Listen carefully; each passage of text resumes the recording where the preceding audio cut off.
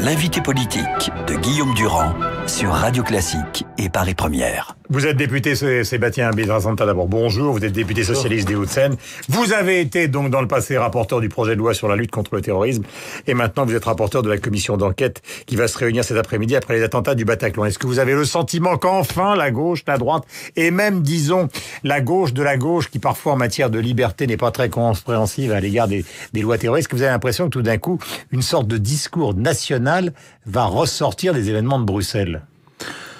On n'a pas attendu les attentats ni du mois de janvier ni du mois de novembre et ceux de Bruxelles pour pouvoir agir en matière de lutte contre le terrorisme. Le plan anti-djihad du gouvernement il date d'avril 2014, donc bien avant les attentats. Donc cette prise de conscience, elle est là depuis le début avec deux lois contre le terrorisme, avec la loi sur le renseignement adoptée en juillet dernier. C'est vraiment toute la mobilisation de l'État dans la mesure du possible en union nationale que le gouvernement, l'État se mobilise pour protéger les Français. Mais après l'affaire de Charlie, on a eu l'impression qu'il y avait justement une envie de la gauche et de la droite de travailler ensemble.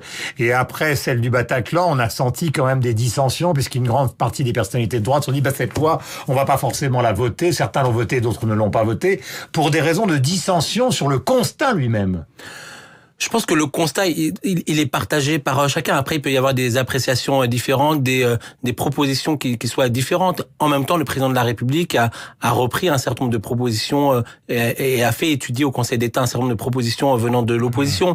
L'idée vraiment du consensus national, il est important. C'est pas une figure de style, c'est pas juste de l'affichage. C'est vraiment aussi montrer la mobilisation et l'unité nationale face à des terroristes. L'ennemi, c'est pas la gauche ou la droite. L'ennemi, c'est vraiment Daesh et ceux qui frappent nos territoires nationaux. Donnez-moi par exemple un seul exemple de coopération droite-gauche entre les événements du Bataclan et aujourd'hui. Mais je vais vous donner un seul exemple. Donnez-moi un exemple. La commission d'enquête qui est présidée par Fenech et dont je suis le rapporteur. Cette commission d'enquête, elle travaille vraiment main dans la main, gauche et droite, pour avoir des éléments de vérité sur ce qui s'est passé, pour retracer évidemment la chronologie et pour faire des propositions concrètes. À l'arrivée, le rapport que je présenterai fera des propositions concrètes pour continuer à améliorer les dispositifs en matière de lutte contre le terrorisme. Je regardais hier l'Assemblée nationale, à un moment, NKM a posé une question à Manuel Valls sur la peine de sûreté qui pourrait être extensible à 30 ans pour les terroristes alors qu'elle n'est que 18 ans. Est-ce que c'est quelque chose il a semblé ouvert, Manuel Valls. Est-ce que c'est quelque chose que vous pouvez retenir, par exemple? Il y a des mesures que l'on a déjà retenues venant de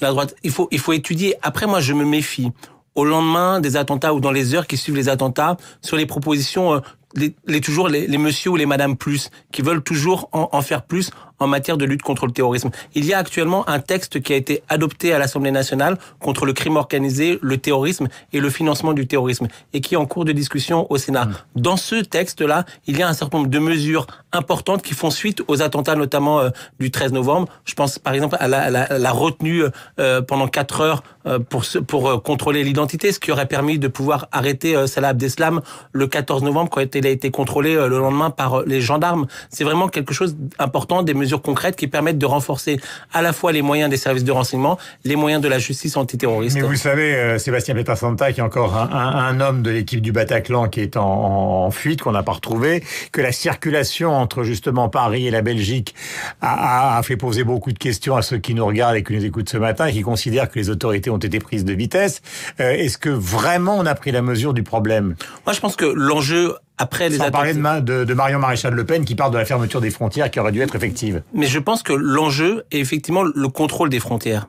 Aujourd'hui, l'Europe est non pas une passoire, mais il est assez facile de pouvoir rentrer et sortir dans l'espace Schengen. Il y a deux mesures qui ne sont pas forcément consécutives aux attentats de Bruxelles d'hier. Il faut là aussi éviter de faire des raccourcis. Mais l'enjeu, on a beaucoup parlé de la question du PNR, ce fichier qui permet de pouvoir, qui n'est toujours pas adopté et qui a été repoussé dans l'ordre du jour du Parlement européen. Cette mesure permet de pouvoir renforcer nos contrôles aux frontières. Et une deuxième mesure, on voit bien que ce fichier concerne les passagers, notamment des avions, etc. Oui, mais on peut à terme l'étendre au transport ferroviaire, au transport maritime. Pourquoi une partie de la gauche des écologistes n'en veut pas? C'est à vous. Et une partie du Front National, il faut ne pas l'oublier. D'accord, mais c'est à vous. Moi, je ne parle pas du Front National, c'est pas vos amis, mais comment se fait-il qu'une partie de la gauche et une partie des écologistes continuent à penser que ce sont finalement des dispositions liberticides alors qu'on est dans une situation tragique? Mais vous avez entièrement raison, mais moi je n'ai aucune sympathie pour celles et ceux qui repoussent poussent cette inscription à l'ordre du jour. Il y a pas de chantage à avoir. Ils veulent assortir cela d'un texte sur la protection des données personnelles. Mais aujourd'hui, il y a urgence. J'ai l'impression que le Parlement européen est parfois un petit peu déconnecté de la réalité. Il faut attendre combien de morts pour accélérer la mise en place de ce PNR? C'est une question idéologique, pardonnez-moi, Sébastien Pietrasanta. C'est parfois, pour certains, une question idéologique. Il y a d'abord eu un refus du communautarisme, puis après on a eu une sorte de refus considérant finalement que les guerres, qu'on peut dire comme étant les guerres du Proche-Orient, étaient soutenues par une partie de l'extrême gauche dans une sorte d'amalgame culturel assez compliqué. Et donc on n'a pas voulu voir ce qui est la réalité d'aujourd'hui, à savoir que l'ennemi est à l'intérieur, que l'ennemi vit dans des communautés qui sont des communautés qui sont relativement cohérentes et difficiles à percer. C'est le cas de Molenbeek. Mais vous avez entièrement raison, mais c'est pas que Molenbeek. Je ne voudrais pas non plus amalgamer avec Molenbeek et dire que toute la faute de la Belgique. On a en France des Molenbeek, des quartiers où il y a le communautarisme, les ghettos qui se sont installés. On a cette responsabilité-là. Il y en a partout en France. On a beaucoup parlé de Lunel où il y avait une quinzaine de jeunes qui étaient partis faire Syrie. Il y en a en région parisienne. On voit bien avec l'état d'urgence qu'il y a eu des mosquées effectivement qui clandestines où des prêcheurs de haine ont été arrêtés. On a parlé d'une soixantaine. Il y en a effectivement plusieurs dizaines qui ont été fermés. Enfin, plusieurs dizaines de prêcheurs de haine qui ont été renvoyés dans leur pays. Mais le communautarisme facilite et gangrène notre société et facilite la sympathie pour le djihadisme. Pour revenir à la question que je vous posais précédemment, qu'une partie de la gauche n'a pas vu venir ce phénomène. Une minorité de la gauche n'a pas vu ce phénomène et une minorité de la gauche est mal à l'aise sur ces questions-là. Mais aujourd'hui, il ne peut pas y avoir d'ambiguïté. Il faut condamner le communautarisme. Il faut condamner ce qui se passe en Syrie et en Irak. On peut pas être uniquement sur les questions de principe. Il faut là aussi être pragmatique. On tue en Europe, on tue la démocratie, on tue ce que représente la République à travers ces attentats. Et il ne faut avoir aucune ambiguïté et aucune sympathie pour cela. Est-ce qu'en matière de renseignement, car tout le monde le dit, c'est évidemment d'abord et avant tout la prévention et du renseignement, est-ce que nous sommes bien équipés? Il y a eu la DGSI version Sarkozy, maintenant il y a eu la DCRI, maintenant il y a l'état-major. Est-ce que vous avez l'impression que cette réorganisation perpétuelle, finalement, les services de renseignement a abouti à quelque chose, ou est-ce qu'on est toujours dans une certaine forme de concurrence?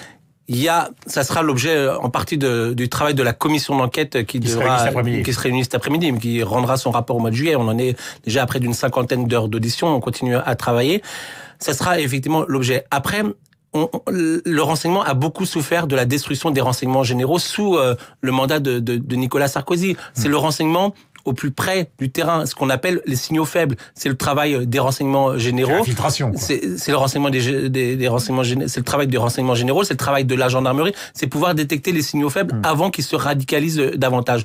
Il y a eu la création du renseignement territorial sous le gouvernement, sous l'impulsion de Manuel Valls, qui a permis de pouvoir redoter l'appareil de renseignement territorial. Mais on en est encore loin. Il faut des effectifs supplémentaires, ce qui a été annoncé, et les effectifs ont augmenté depuis les effectifs en matière de renseignement, c'est 2500 à l'échelle des 3 années qui suivent. Sébastien Pietrasanta, tout à l'heure on parle effectivement de ce renseignement, mais il y a une chose qui a profondément changé. La DST, quand j'étais un jeune journaliste, ou les renseignements généraux, c'était des gens qui allaient traîner dans les bars, dans les quartiers, etc. Mais quand on sait, et maintenant on le sait, parce que Bernard Cazeneuve en a parlé à l'Assemblée nationale, que tout ça fonctionne maintenant sur Internet, c'est plus la même chose qu'il y a une vingtaine d'années. Il faut pas aller traîner dans un bar à chicha pour savoir qui fait quoi. Maintenant, il faut regarder ce qui se passe sur Internet. Non, mais il ne faut pas opposer le renseignement humain et le renseignement technique. L'un et l'autre sont nécessaires. Et d'ailleurs, l'un et l'autre sont utilisés par nos services de renseignement. Il y a une vraie difficulté, qui est que les services de renseignement ont de plus en plus de mal à pénétrer un certain nombre de quartiers parce que c'est facile de pouvoir détecter, etc. Donc il y a cette difficulté-là. Et puis effectivement, il y a le renseignement technique qui doit être utilisé. Il y a des moyens à travers la loi renseignement dont j'ai parlé tout à l'heure qui permettent de pouvoir utiliser un certain nombre de techniques pour pouvoir infiltrer. Mais on a face à nous des gens qui sont très très bien informés. Le ministre de l'Intérieur disait qu'ils utilisaient le darknet et qu'ils utilisaient le cryptage, toutes ces difficultés-là pour les services de renseignement. Mais le renseignement humain est utilisé. Il doit certainement être davantage utilisé. Je vous pose une dernière question. D'après nos confrères de BFM TV, on aurait identifié les 2 kamikazes qui seraient les frères El Bakraoui, donc connus et fichés pour grand banditisme. Donc encore une fois, on tombe sur des gens qu'on connaît et qui pourtant posent des bombes. Oui, mais on voit bien la passerelle qu'il y a entre la petite délinquance, le grand banditisme et on en termine. Et le djihadisme. Et effectivement, c'est une vraie difficulté. Et d'ailleurs, un des enjeux pour l'Europe, c'est évidemment la question du trafic des armes, parce qu'on voit bien que les uns et les autres se fournissent en Kalachnikov aussi facilement que d'aller dans une boulangerie, quoi. Et notamment à Bruxelles, mais pas qu'à Bruxelles. Merci beaucoup. Je rappelle que vous êtes Sébastien Pietrasanta, député socialiste des Hauts-de-Seine, et que vous allez participer comme rapporteur à la commission d'enquête qui va se réunir cet après-midi sur la suite des attentats donc du Bataclan. Bonne journée à vous. Merci. Nous allons prendre connaissance évidemment des dernières informations dans un instant, à la fois donc sur Radio Classique et tout à l'heure revue de presse sur Paris Première et accord désaccord, donc conversation des éditorialistes sur cette situation malheureusement tragique. 8h27.